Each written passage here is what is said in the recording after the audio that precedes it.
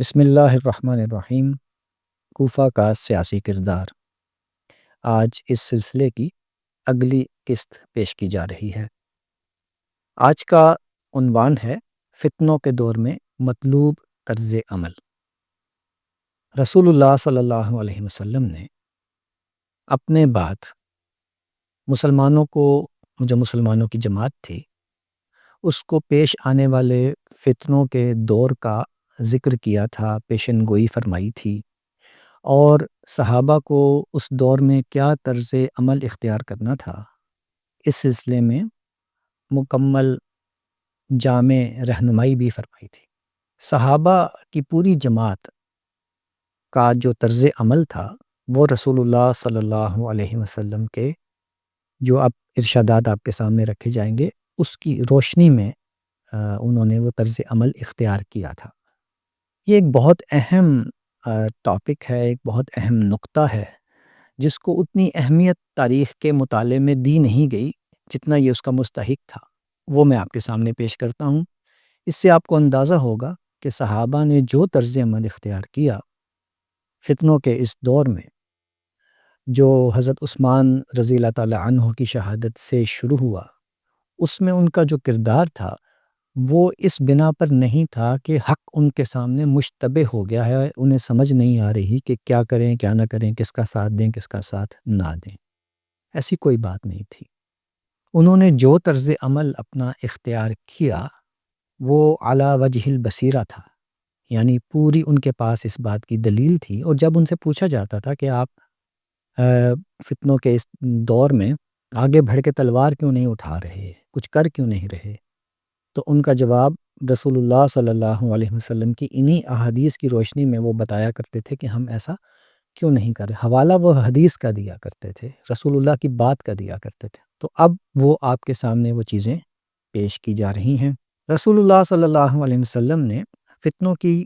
کئی صورتیں ان کو بتائی تھیں، اور اس میں کیا طرز عمل اختیار کرنا تھا، ہر ایک کا مختلف طرز عمل انہیں بتایا تھا۔ پہلی صورت یہ تھی کہ آپ نے انہیں ہدایت کی کہ سیاسی خلفشار کے دوران میں جب مختلف جتھے اقتدار کی جنگ میں ایک دوسرے کے ساتھ برسر پیکار ہو جائیں تو اس وقت ان پر لازم ہے کہ اپنے نظم اجتماعی کے ساتھ قائم رہیں اگر وہ موجود ہو۔ نظم اجتماعی یعنی مسلمانوں کا ایک متفقہ نظام جو بنا ہوا ہے، جس پر تمام لوگ اس پہ متفق ہیں یا میجورٹی ان کے اوپر متفق ہے، اس کے ہوتے ہوئے کچھ لوگ اگر فتنہ برپا کرنے کی کوشش کریں، سیاسی خلفشار پیدا کرنے کی کوشش کریں، تو رسول اللہ صلی اللہ علیہ وسلم نے فرمایا کہ اپنے نظم اجتماعی کے ساتھ قائم رہو، اور جو تفریق پیدا کرنے کی کوشش کرے اس کو تہہ تیغ کر دو، قتل کر دو۔ اس سلسلے میں آپ صلی اللہ علیہ وسلم کا ارشاد ہے، یہ مسلم شریف کی حدیث ہے اور اس کا رقم ہے 1852۔ آپ صلی اللہ علیہ وسلم نے فرمایا، جلد ہی فتنوں پر فتنے برپا ہوں گے، تو جو شخص اس امت کے نظم اجتماعی کے معاملے کو ٹکڑے ٹکڑے کرنا چاہے جبکہ وہ متحد ہوں تو اسے تلوار کا نشانہ بنا دو، وہ جو کوئی بھی ہو سو ہو۔ اسی سلسلے کی ایک اور حدیث ہے، مسلم ہی کی یہ حدیث ہے، جس میں آپ نے فرمایا، تم کسی شخص کی امارت پر جمع ہو، یعنی اس کو اپنا حکمران بنانے پر تم متفق ہو جاؤ، اور کوئی تمہاری جمعیت کو پارا پارا کرنے یا تمہارے نظم اجتماعی میں تفریقہ پیدا کرنے کے لیے اٹھے تو اسے قتل کر دو۔ یہ ایک صورت تھی کہ جب نظم اجتماعی قائم ہو اور فتنہ کوئی برپا ہونے کی کوشش کرے۔ اس حدیث کی روشنی میں جب پہلی بار فتنہ برپا ہوا حضرت عثمان کے دور میں، تو اس حدیث کی روح سے تمام مسلمانوں کو یہ چاہیے تھا کہ ان فتنہ پیدا کرنے والوں کو تہہ تیغ کر دیں۔ اگر وہ باز نہیں آتے، جیسے کہ حضرت عثمان نے بہت کوشش کی اور باقی صحابہ نے بھی بہت کوشش کی، ان کے ساتھ گفتگو شنید کی کہ وہ سنیں اور چلے جائیں، ان کے مطالبات جو بھی ہیں مان لیے جائیں یا ان کو کسی طرح راضی کر لیا جائے اور پھر وہ چلے جائیں۔ اگر وہ نہیں جاتے، اور جیسے کہ آخر میں انہوں نے حضرت عثمان کو شہید ہی کر دیا، تو ایسے لوگوں کو فتنہ برپا کرنے کی وجہ سے قتل کر دینا چاہیے تھا اس حدیث کی روح سے۔ چنانچہ تمام صحابہ نے حضرت عثمان سے اس بات کی اجازت مانگی، بار بار ریکویسٹ کی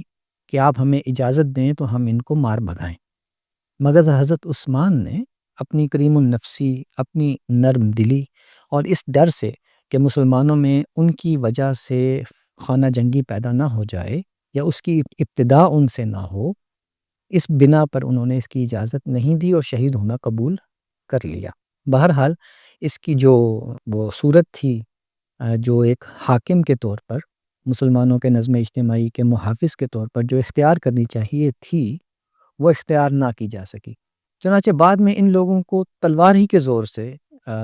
جو ہے وہ قابو کرنا پڑا۔ بہت سے لوگ قتل ہوئے، حضرت علی کے ہاتھوں، حضرت معاویہ کے ہاتھوں بعد میں، یعنی خانہ جنگی تو رک نہ سکی۔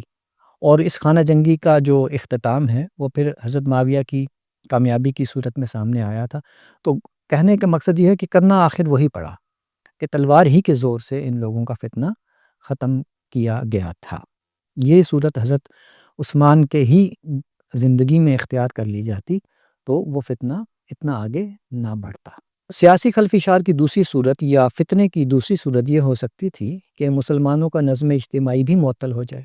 نظم اجتماعی رہے نہ اور انارکی پھیل جائے۔ ان حالات میں اگر کوئی گروہ اتنا طاقتور ہو کہ تمام جتھوں کو شکست دے کر نظم اجتماعی بحال کر سکے تو اس کی اخلاقی ذمہ داری ہے کہ وہ ایسا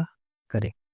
اور ایسا کوئی گروہ موجود نہ ہو تو آپ صلی اللہ علیہ وسلم نے تاکید کی کہ ایک دوسرے سے برسر پیکار تمام جتھوں سے علیحدہ ہو جائیں، کسی گوشائے عافیت میں جا رہے ہیں اور کسی قیمت پر کسی فساد کا حصہ نہ بنیں، چاہے اس میں ان کی اپنی جان ہی کیوں نہ چلی جائے، وہ تلوار نہیں اٹھائیں۔ یہ تھا اس میں رسول اللہ صلی اللہ علیہ وسلم کا ارشاد اور ہدایت۔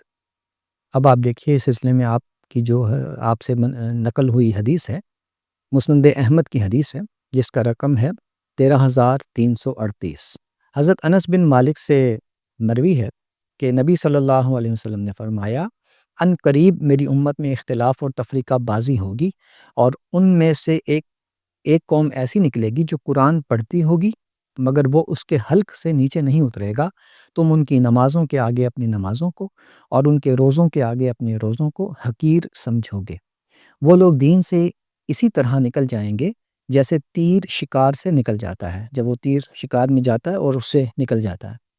جس طرح تیر اپنی کمان میں کبھی واپس نہیں آ سکتا، یہ لوگ بھی دین میں کبھی واپس نہ آئیں گے۔ یہ لوگ بدترین مخلوق ہوں گے۔ اس شخص کے لیے خوشخبری ہے جو انہیں قتل کرے اور وہ اسے قتل کریں۔ وہ کتاب اللہ کی دعوت دیتے ہوں گے لیکن ان کا اس سے کوئی تعلق نہیں ہوگا۔ جو ان سے قتال کرے گا وہ اللہ کے اتنا قریب ہو جائے گا۔ صحابہ نے پوچھا، یا رسول اللہ صلی اللہ علیہ وسلم، ان کی علامت کیا ہوگی؟ نبی صلی اللہ علیہ وسلم نے فرمایا، ان کی علامت سر منڈوانا ہوگی، یعنی وہ سر منڈوائے رکھیں گے تقویٰ کے نقطہ نظر سے۔ جو بہت زیادہ مذہب میں شدت اختیار کرتے ہیں، بعض اوقات وہ لوگ سر منڈوا کے سر منڈوانا ایک ان کے ہاں ایک علامت کے طور پر آج کل بھی دیکھا جائے تو وہ ایک علامت کے طور پر اپنایا جاتا ہے۔ ان کے ہاں بھی خوارج کا ذکر ہے یہ کہ نماز روزہ بہت کریں گے۔ ان کے جو خوارج تھے ان کا ذکر تاریخ میں موجود ہے کہ نمازیں پڑھ پڑھ کے اور شدت عبادت کی وجہ سے وہ کمزور پڑ گئے تھے، روزے رکھ رکھ کے کمزور پڑ جاتے تھے، اور ان کے ماتھوں پر، ان کے پاؤں کے اوپر سجدوں کی وجہ سے، نمازیں بہت طویل پڑھنے کی وجہ سے نشان پڑ جاتے تھے۔ لیکن وہ دین کی اس معاملے میں بہت جاہلانہ قسم کے خیالات رکھتے تھے اور اسی وجہ سے مسلمانوں کی تکفیر بھی کرتے تھے، ان سے لڑتے بھی تھے۔ تو آپ صلی اللہ علیہ وسلم نے فرمایا کہ اگر تم میں کوئی اس قابل ہو، کوئی گروہ کہ وہ ان سے لڑ سکے تو پھر انہیں قتل کرے، اور وہ بہت اچھے لوگ ہوں گے جو لوگ ان کو قتل کریں گے۔ تو پھر ان کے ساتھ قتال ہوا مسلمانوں کا۔ یہ لوگ پہلے حضرت علی کے لشکر میں تھے اور مسلمانوں سے قتال کرتے رہے، مسلمان ان سے قتال کرتے رہے۔ پھر بعد میں حضرت علی نے خود بھی ان کے خلاف قتال کیا اور پھر حضرت معاویہ نے بھی کیا، اور ان سے پہلے حضرت زبیر ابن العوام اور حضرت طلحہ ابن عبید اللہ جو حضور کے صحابی ہیں، انہوں نے بھی کوشش کی کہ یہ بھی ایک جتھا بنا کر ان کے خلاف قتال کریں، اور انہوں نے بصرہ پر حملہ کیا تھا۔ حضرت زبیر ابن العوام اور حضرت طلحہ نے بصرہ پہ حملہ کیا تھا جو ان کا گڑھ تھا، تاکہ ان کو قتل کریں، اور انہوں نے تمام قاتلین عثمان کو اس میں قتل کر دیا تھا۔ لیکن انہی کے جو قبائل تھے وہ بھی اٹھ کھڑے ہوئے تھے اپنے لوگوں کی حمایت میں، کیونکہ قبائلی معاشرت میں عصبیت، جو قبائلی عصبیت ہوتی ہے، اس میں یہ نہیں دیکھا جاتا کہ ان کا آدمی حق پہ ہے باطل پہ ہے، وہ یہ دیکھتے ہیں کہ وہ ان کا آدمی ہے، اگر اس کے خلاف قتال ہو رہا ہے تو وہ پھر اس کے خلاف قتال، اس کے ساتھ مل کے قتال کرتے ہیں، اس کو بچانے کی کوشش کرتے ہیں۔ یہی ہوا کہ اگرچہ حضرت زبیر اور حضرت طلحہ نے بڑی کامیاب کوشش کی اور بصرہ سے ان قاتلین عثمان کو تہہ تیغ کر دیا، سب کے سب کو، ایک ایک قاتل بچا تھا، لیکن ان کے قبائل ان کی حمایت میں نکل آئے اور کھڑے ہو گئے، اور وہ حضرت علی کی فوج میں وہ بھی شامل ہو گئے، اور جس کی وجہ سے پھر وہ جنگ جمل ہوئی تھی، اس میں پھر حضرت طلحہ اور حضرت زبیر شہید بھی ہوئے اور یہ کوشش ناکام ہوئی۔ اس کے بعد پھر انہی لوگوں کے خلاف حضرت علی کو خود بھی قتال کرنا پڑا، کیونکہ یہ لوگ اپنی طبیعت کی وجہ سے کس نظم اجتماعی کے اندر تو رہ ہی نہیں سکتے تھے، چنانچہ جو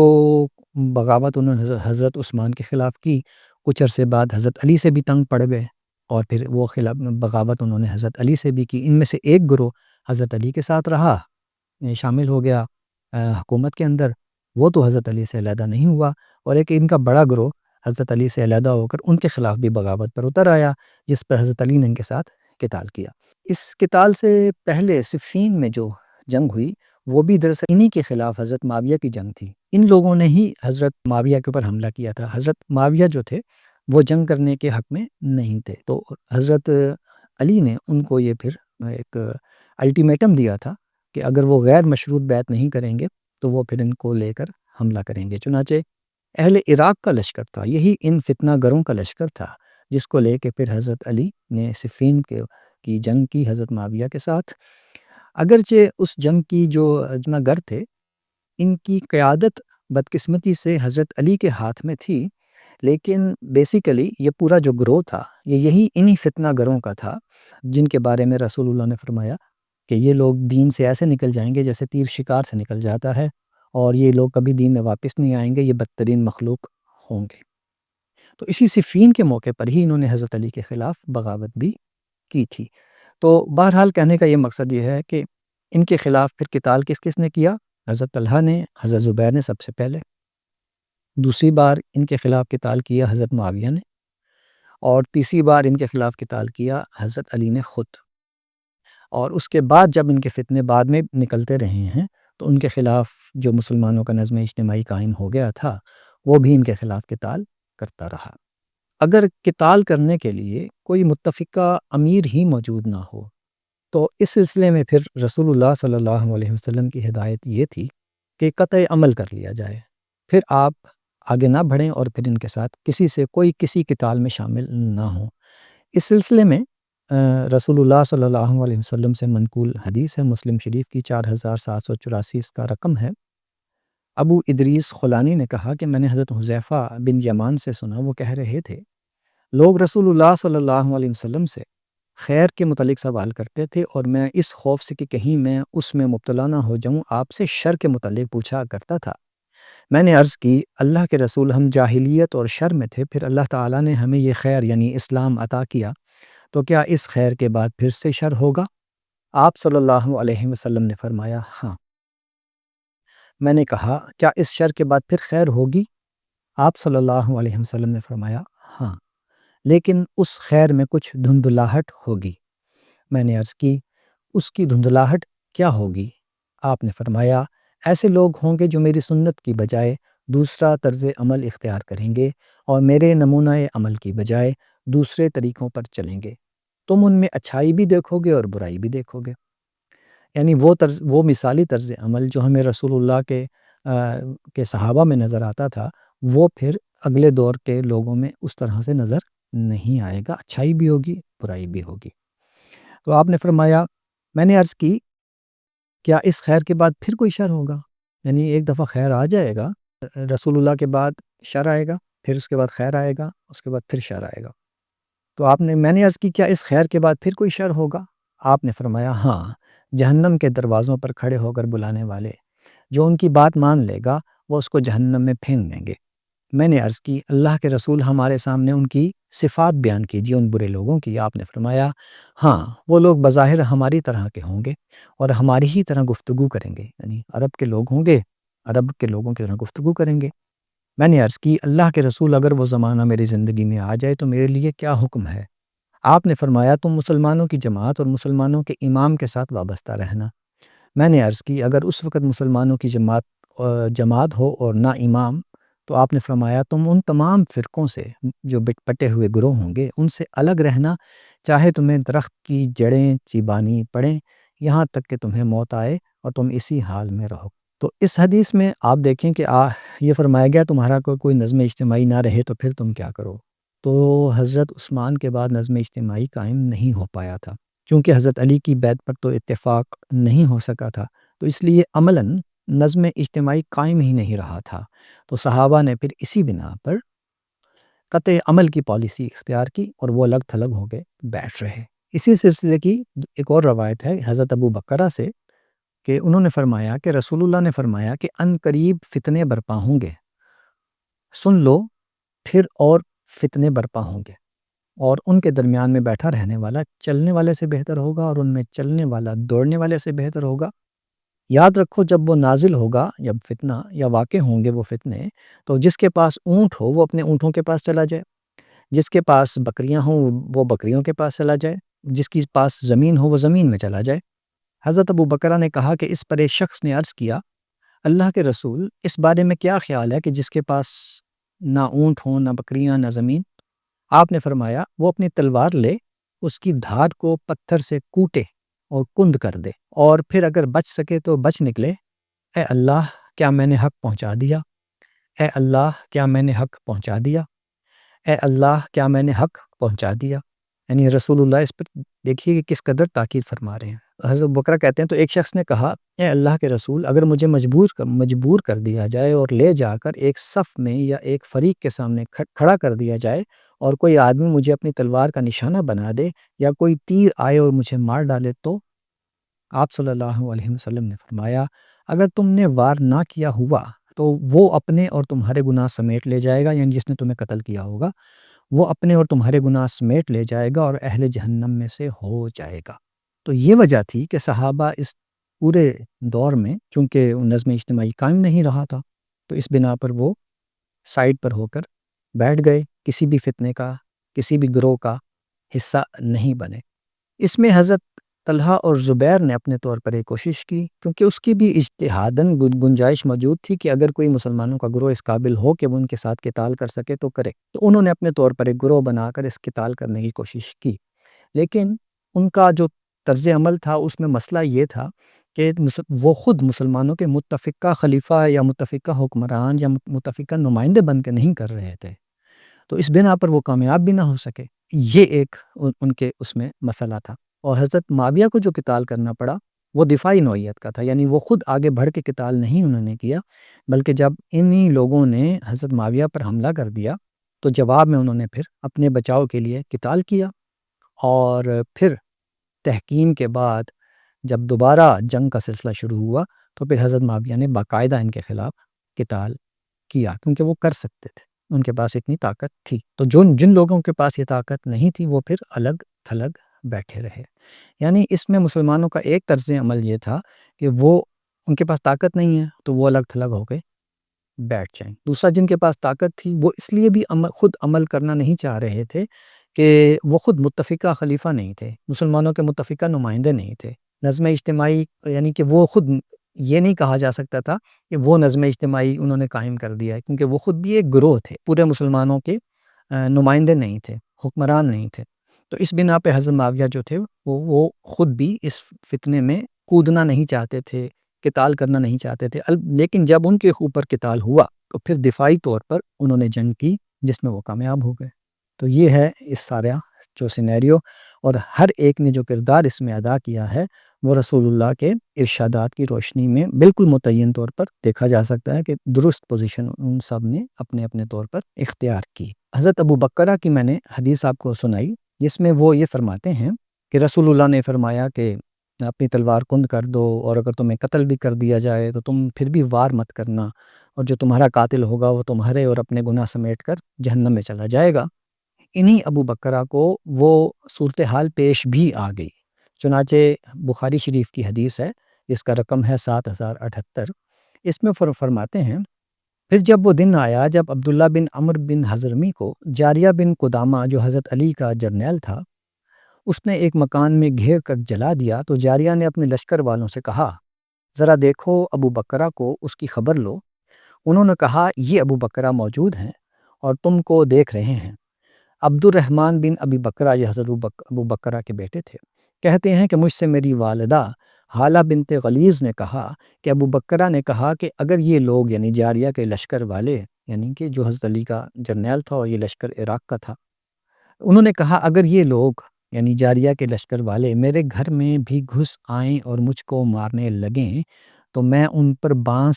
کی ایک چھڑی بھی نہیں چلاؤں گا، چونکہ ان کو اس کا حکم تھا کہ جب یہ فتنے برپا ہوں، یہ فتنہ گر جب آپ آئیں آپ کو مارنے کے لیے، تو آپ نے وار نہیں کرنا تھا۔ تو اب جاریہ جو تھا، جو حضرت علی کا جرنیل تھا، جب وہ مارنے آیا تو حضرت ابوبکر نے اس کو اسی سے منسوب کیا کہ یہ وہی فتنہ ہے، اور پھر انہوں نے فرمایا کہ اگر یہ مجھ کو مارنے آئیں گے تو میں ایک بانس کی چھڑی بھی ان پر نہیں چلاؤں گا۔ حضرت ابوبکر کا تو آپ کو بتا دیا گیا، باقی صحابہ کا اس میں طرز عمل کیا رہا اس کو ہم اگلی قسط میں کور کریں گے انشاءاللہ۔